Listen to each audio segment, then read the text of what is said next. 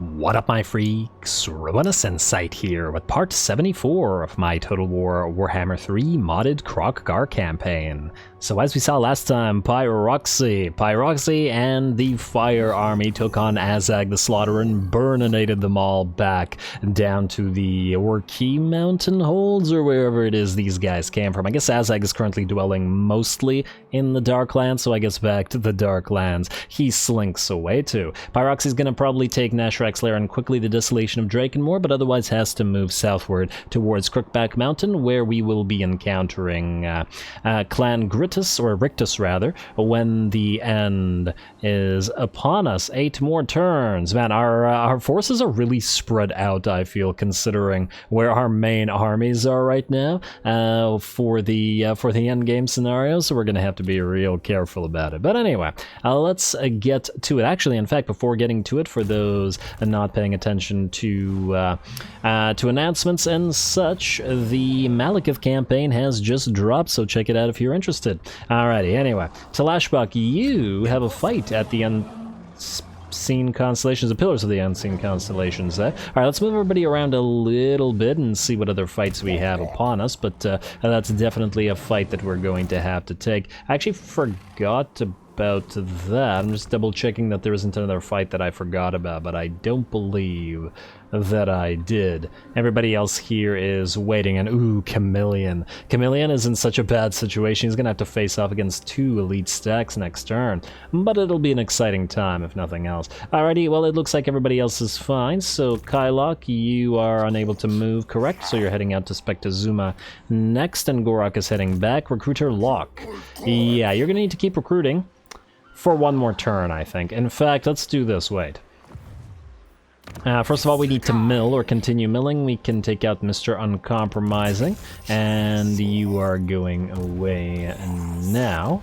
Then, Recruiter Locke, I'm going to need you, I guess, to build more Pterodon Riders, and let's say 4 regular Pterodon Riders as well. This is to help out against Clan Moors when they spawn. Next turn, we're going to have you run over there. So let's get you a Red-Crested Skink Chief here, so that you can take these troops and then next turn start moving out. You just need Root Marcher, which you have just enough points for, so and get ready for it, little guy. Alrighty, everything else is fine, and I don't want Recruiter Locke to move from his current position, because that's where he is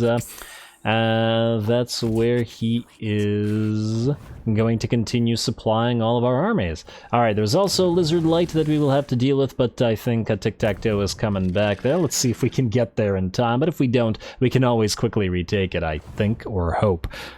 I wonder, if the Skaven armies spawn, are they able to... do they have enough food that they can take settlements at tier 5? And do recovered AI factions have that? Or do they just cheat and have infinite money? Or infinite food? I do wonder about that. Anyway, NG Benki, just stay here. Your only purpose is to trespass through this territory. Ah, no. Well, now you're dead. This guy will be able to reach you. Are you able to go into March Stance and get the heck out of there? Let's see. Maybe? Hard to say if you can outrun him or not. But oh well, more trespassing. This guy isn't supposed to survive or anything. I just wanted him to annoy this faction. Next up, Yakador and Mazdamundi. I'd love to kill Sinaev here. If we can manage to pull that off, we'll give it a try. So what we'll do is this. Mazdamundi, you're gonna go right here with your high ambush chance. And then we're gonna pop you, Pyakador, and Camp Stance right beside you, in the hopes that one of them tries to go after Pyakador and then gets ambushed by Mazdamundi instead, whether it's Sinaev or whether it's Wolfram. Either way, either one would work for us, and we shall see if either one does. Alright, who's up next? TLAXBOQ, Mazda, you've moved. Pyakador, you've moved. Farak, ah yes, Mazdamundi's army in tow. You're gonna go all the way out here. We're gonna land at the High Sentinel next turn, take it for ourselves, then move out to grab this Skull Reef, or in the alternative, move towards Pahwax directly from the High Sentinel and attack it together with Lord Mazdamundi, thereby trading the army, or thereafter trading the army. Cassitan, you still have to take Mount Thug, but not this turn, so you're just gonna go into Astromancy stance because you can. Chokamel, you... did I not move you? Oh, my bad. My bad, Chokamel. You were supposed to be with these guys. I don't know why I didn't move him, but I moved everybody else, so that's just me being forgetful. Also, before I forget, speaking of me being forgetful, Jurgesh is approaching board low, and I'd like to summon a Saurus Old Blood, let's say Yarrick here, to defend it. The other option would be to summon a different Saurus Lord, but these guys don't have Carnosaurs, whereas Yarrick does, because you have to be level 18. We'd have to redo his skills, because he's currently built to be a recruiter, but it might still be worth our time. Alright, you're here, and we're gonna redo your skills, because we don't need the recruit. Although, Renown and Fear isn't a bad thing to have, necessarily. You know what, maybe that's fine.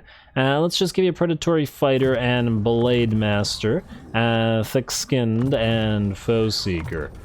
You could always build a temporary army with what you currently have, so that's fine. And then we cannot really recruit anything for you. I guess we could do global recruitment if we have some money remaining, just to get some skinks in here, just in case this guy tries to bypass us and land at Aquitaine instead, which is a distinct possibility, to be fair. Alright, who's up next? More searching, ever more searching. It's not Tehenowin, is it? It is indeed Tehenowin. Alright, Tehenowin. Now what we need to do with you is move you right here where you won't suffer attrition. Then, let's see if I can do this correctly. Temak Enzi, you need to take the you need to take the Blessed Saurus to transfer to Gorok. So take the Blessed Saurus like so. And, oh, wrong one. Take the Blessed Saurus like so, and the rest of these guys don't need to be transferred. Well, I guess the Pterodon Riders do need to be transferred to the aerial army. Let's do that.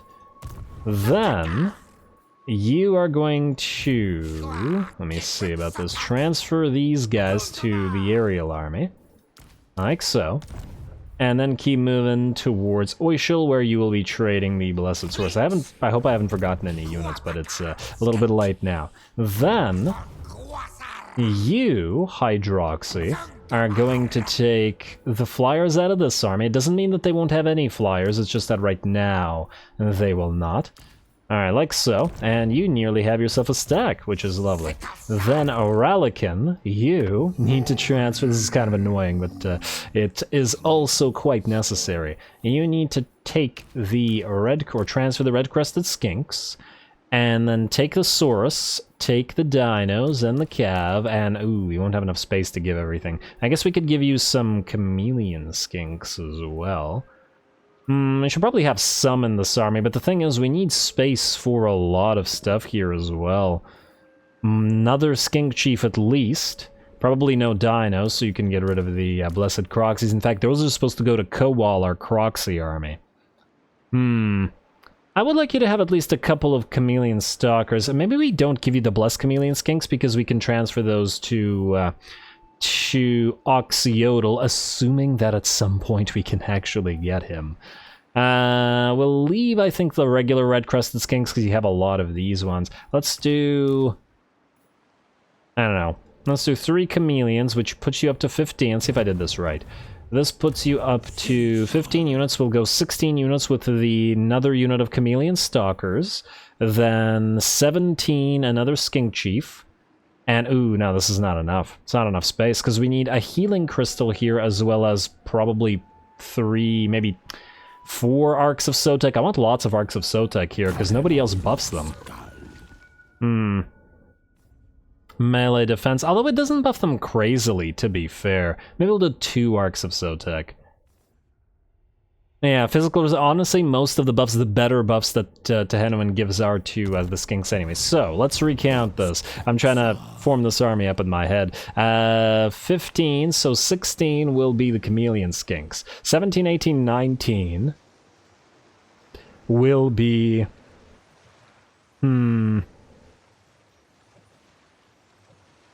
17, 18, 19 will be the dinos, and then we won't have enough room for more heroes which are needed in here. Maybe then we switch out the chameleon skinks for more chameleon stalkers.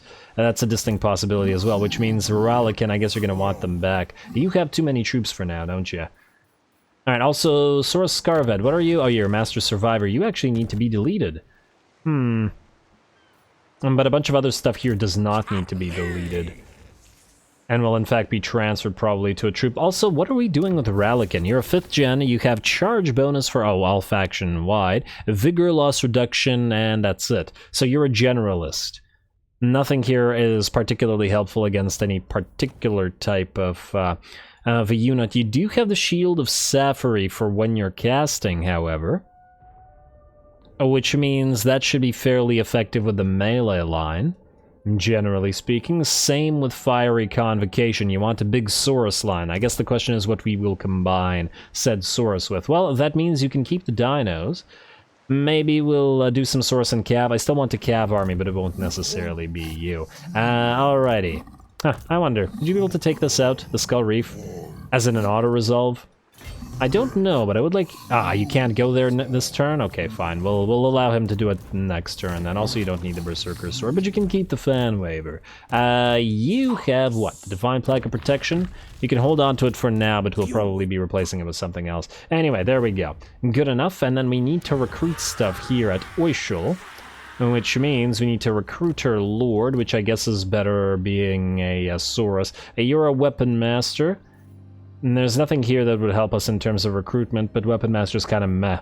Tough is much better, so we'll use you, Grukox. Rename just rename you to Recruiter. Recruiter Grukox. Ah, for the love of...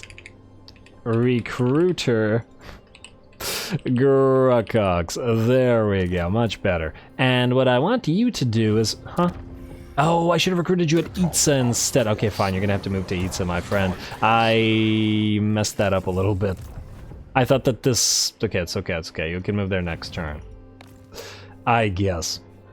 Minor annoyance at the end of the day. Alrighty, anybody else need to move this time around? You... Oh, right, you. You... Cox. No, that's still... it's still an awkward phrase. Oh, Kosh, I guess? Let's call you Kosh. Alright, damn you, YouTube and your guidelines. NG Benki needs to join you. I guess you could set sail, but I'm a little bit wary of you running into a full stack without too much magic capability. You're also going to need your own Saurus Scarvet, but unfortunately the ones we've seen so far are not good enough for you as of yet. Either way, I guess we're heading out to sea. Yeah, you do have decent amount of magics. Alright, don't go March Stance, I don't trust it here. And we could try the Skull Island as well. Maybe I should have just March Stance here, but on the other hand, we could also land and attack. Well, as soon as we have the second caster, because you won't have access to a lot of magics right now. You have some, though. It's not horrible. But anyway, you're good, and now we just have the Tech Thieves and these guys to move. You're moving towards that little army. Tech Thieves, you're basically going all the way to the Cult of Pleasure. You got a long way to travel. But fortunately, you could do it fairly quick. And did I not move you? Or apparently I misclicked or something because you didn't move. Alright. Perfect, and I believe that's everybody other than Assassin who does not need to move, which means it's fight time. And the fight is going to be this Pyrrhic, apparently, victory for TLAXBOQ, though I'm sure that amuses him, the very idea. You have a lot of source, so Honored Elder will certainly help us. We could also get Apex Species for the extra armor, or we could go through to Rally, but I think, considering the sheer number of swords that you have, Apex Species is the way to go. We'll max out Beast Driver, and then we'll go Rally right after. Lovely. Alright, and then I guess we'll help out with these guys as well. Now, you have Ferocity of Age, you should have... I mean, I guess you could get Honored Elder. The ward save is helpful. You're a leader of your kind after all, and you don't have the regeneration of others. So yeah, let's do that, and then let's get you Thick Skin, because for whatever reason, Carnosaurs don't have a lot of armor. Though you'd think that they'd have fairly tough skin. You also have a decent amount of items, but we'll hold off on giving you any more, at least right now. We'll do it at the same time, right before the endgame scenario, so we know who needs items more. Then we have the Caster. Harmonic Convergence. I love to spam it. Curse of the Midnight Wind or Non Thunderbolt. These are all very useful spells. Which one will we use most of all? I think, in terms of effectiveness, we'll go for Curse of Midnight Wind first, mostly because, or by virtue of the Knowledgeable is kind of meh, but whatever. We want that because we have a massive melee line. Alright, and that looks good to me. So that means to the Pillars of the Unseen Constellations we go. Still a Pyrrhic victory. Let's find out.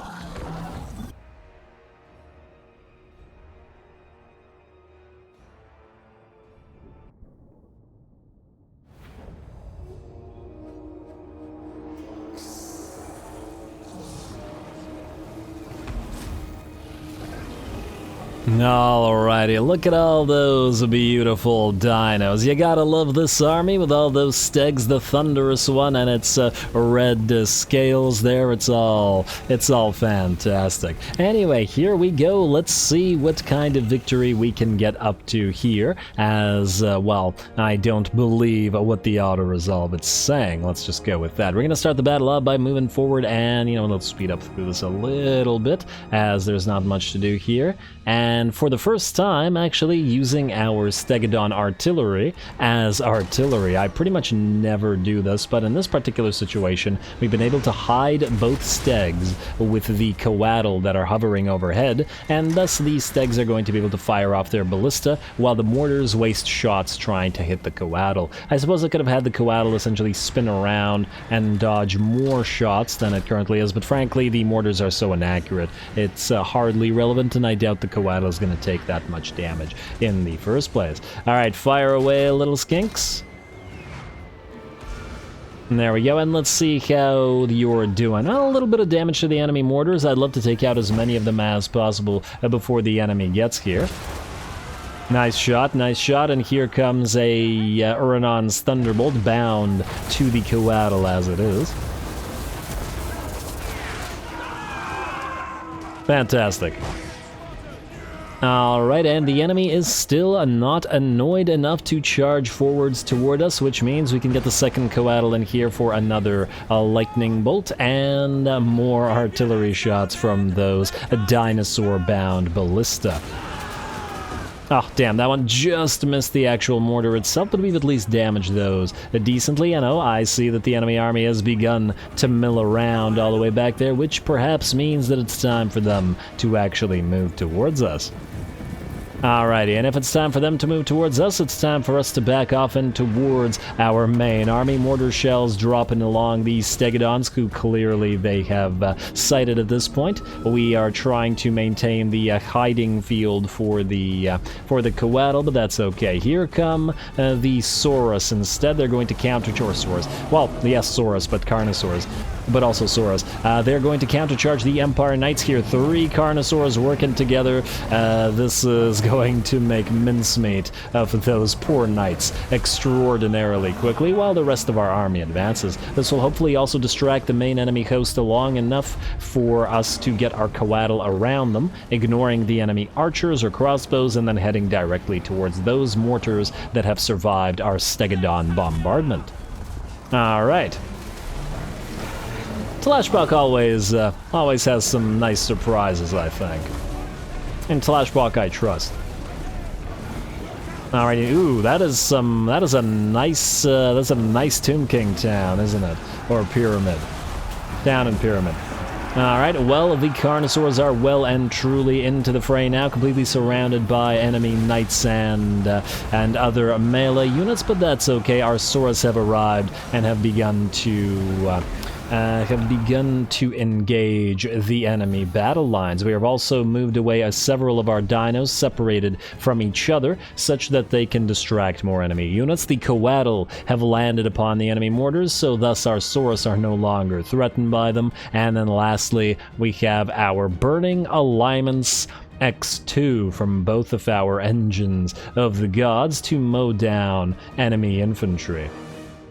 You know what? I never look at this from a distance. I always look at it close up. Let's see what it looks like from this distance. There we go. Crisscrossing beams. I know you're not supposed to cross your beams, but here we go. Here we are, rather. And there we go. Looks like a massive amount of damage to those units. Probably clipped our Carnos a little bit, but that's why our healing crystal is here. Most of those enemy units are now going to book it on out of there, especially with the terror from the Carnosaurs adding to the carnage. Carnosaurs do like carnage. And it looks like the enemy flank, where they had at least something of a chance, is also now starting to fail. There is a unit of Pistoliers which we are going to have a difficult time catching, but the balance of power is at about 85% in our favor. The Coatl have destroyed the enemy mortars, and it now looks like we just need to take care of the holdouts, i.e. some crossbows and a few knights. But once again, Saurus are here, and Dinos are here, and good luck to you, knights. Say goodnight. Alrighty, and these guys are booking it on out of there, whereas another knight has rallied, or another unit of knights has rallied, and is coming back in. But also not for very long. And the second unit of knights has rallied again. Well, I guess the AI is doing a decent job with its counter-charging, or its cycle charging, rather. But now that the Coatl are no longer busy with the mortars or with the crossbows, they can add themselves to the fray instead, and the knights will shatter just like that. Fantastic. The Thunderer's army, oh wow, look at that. We like a circle in the battle. I guess this was one of those battles where we didn't have a concrete battle lines, but rather spread out across a fairly large battlefield, which is definitely one of the things that I enjoy about these sort of plains, clear battlefields. Even though there is no terrain to really take advantage of, it still makes it fun to watch all of the maneuvers. Plus, it's always wonderful to fight on the Tomb King's maps. They're always so pretty. Anyway, there we go. Fantastic job, TLAXBOQ, as always, and a decisive victory, contrary to what the auto-resolve was saying.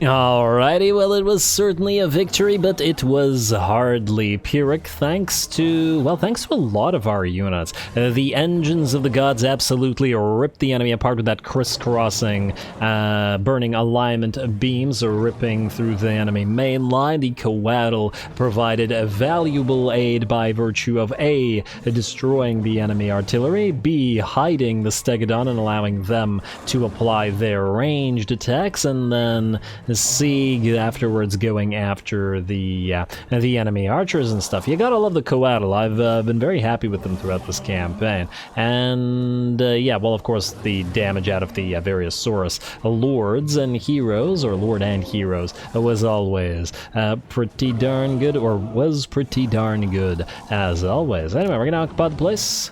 I like so. What have your guys' experience been with the Coatl? And I don't mean their fighting proficiency, which, as we've seen many a time, is quite up there, but rather the invisibility field that they create. I mean, we were able to get some use out of the Stegodons being invisible, but frankly, their range and their alpha, as in their damage, is probably not high enough to bother warranting it. I feel like the stock would be really nice for something that's only mid-range, but also has a very, very high alpha. Something that you could walk up to an enemy army unseen and then just to rip something apart with it. But I'm not entirely sure what exactly we'd want to do that. Flamethrowers might be decently effective at it, although I think their range might be close enough that they get spotted, so I'm not entirely sure. I'm open to ideas, though. I'd love to mix Coatl with some other armies sort of units, or other factions units. I'll definitely have to give it some thought. Anyway, that was the only battle that we had to fight right now. We can't end the turn because we have a massive double army attack going to happen at Chameleon location, because I have no doubt that these will both attack him. I'm probably thinking that one of them by themselves would have attacked him, because the auto-resolve does not favor the skinks, but that doesn't mean that they can't pull it off. Then we do have money remaining, so we can do a little bit of admin. Let's get to you up and running. Floating Gardens, oh, 750. Fantastic. Wow, 33 control.